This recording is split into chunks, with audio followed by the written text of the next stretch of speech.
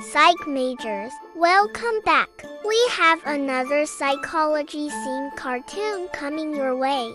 So let's get started. Our story begins with a girl named Nora. She was very shy, and Nora loved to sing. She would spend hours upon hours belting out tunes in her room. But there was one thing. Well, actually two things. First, she kept her door closed when she sang. Second, she didn't sing in front of anyone else. That's because every time she tried to sing in front of other people, she felt like her voice was shaking and that everyone was staring at her and judging her. And inside her mind, she heard a small but critical voice saying she wasn't good enough. One day at school, her teacher announced, "We're having a talent show next week."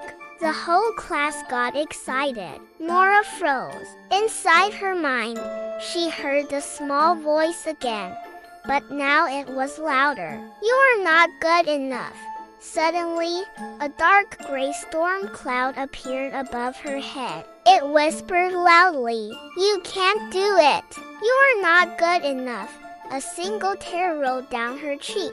The next day, Nora watched as her classmates signed up for the talent show. Some were dancing, others were singing or telling jokes. Some were playing piano or showing off their karate moves. And each time Nora saw someone signing up, the storm cloud got bigger and the small voice got louder. "You're not good enough. You'll mess up. Everyone will laugh." She told her best friend Lily, "I wish I could do something cool like them, but I'm not talented like the others." Lily frowned. "But I've heard you sing. You're amazing." Nora shook her head. "I only ever sing when no one's listening. I can't in front of other people." Later that day, after everyone had left, Nora walked into her house dejected. She went to her room, sat on her bed and sighed. She really wanted to perform at the talent show, but the thought of standing on stage in front of the entire school terrified her. She knew her voice was shaking because she was so scared. She knew that if she went on stage, the whole school would hear her shaking and laughing at her. She buried her face in her pillow. She wished she could be like Lily. Lily could walk up to a piano and play a beautiful song without even thinking about it. How did she do it? Suddenly, the small voice said, "Why don't you try practicing at home first?" Nora looked around. Had she imagined that? Maybe the voice wasn't real. Maybe it was only in her head. Just then, her older brother Max walked in. "What are you doing?" he asked. Nora jumped.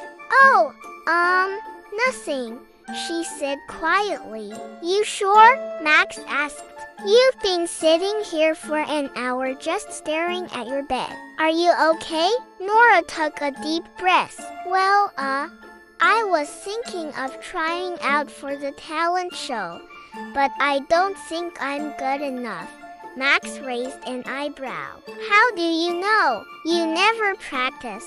Nora shrugged. "I can't in front of people. I get stage fright. My voice shakes. It's embarrassing." She looked down at her feet. "So I decided it is better not to try than to embarrass myself in front of the whole school." Max nodded understandingly. "Yeah, I get what you mean. I used to be the same way. Whenever I had to read aloud in class, my hands would shake and I would feel sick to my stomach." Suddenly, Nora looked up.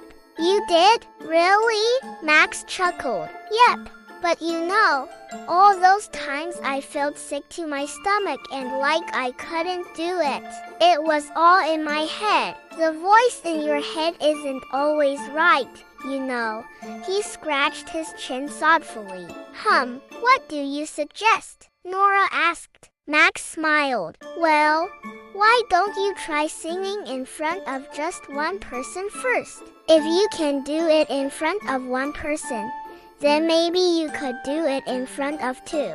And if you can do it in front of two people, then maybe three. And eventually, if you want to, you can do it in front of the whole school. Nora pondered this for a moment. It made sense.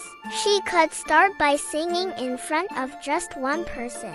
But who? Then she had an idea. She would sing in front of her brother. Then after that, she would sing in front of her best friend, Lily.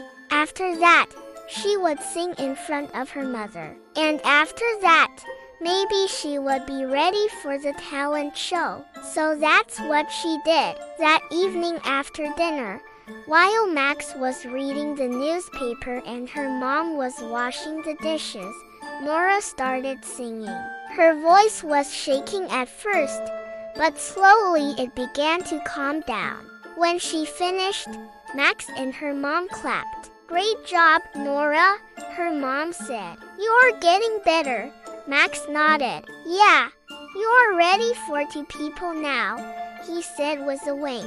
The next day, Nora went over to Lily's house. While they were eating cookies, Nora started singing. At first, her voice was shaking, but slowly it began to calm down. When she finished, Lily clapped. "That was great, Nora," she said. "You're ready for three people now," she added with a wink. Then Nora went home and practiced in front of her stuffed animals.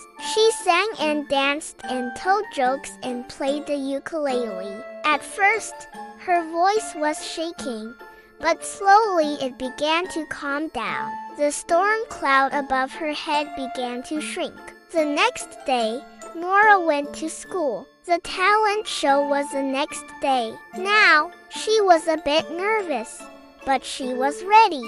When it was her turn, she stepped on stage. The storm cloud returned, whispering loudly, "You can't do this. You're going to mess up. Everyone's laughing. They think you're stupid. They're staring at you. You're so embarrassed. Everyone's laughing. You're going to mess up." She closed her eyes, took a deep breath and started singing.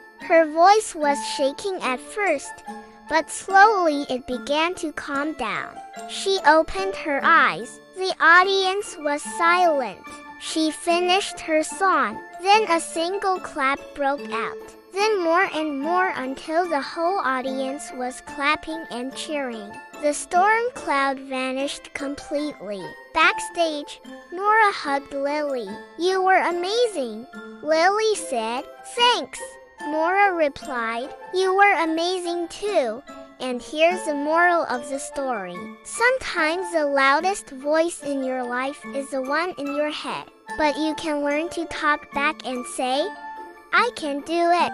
Do you relate to Nora? Share your thoughts in the comments below. And remember, psych majors, even though we can't see them, there are people who believe in us. They see something special in us even when we can't see it ourselves. Thanks for watching. See you next time.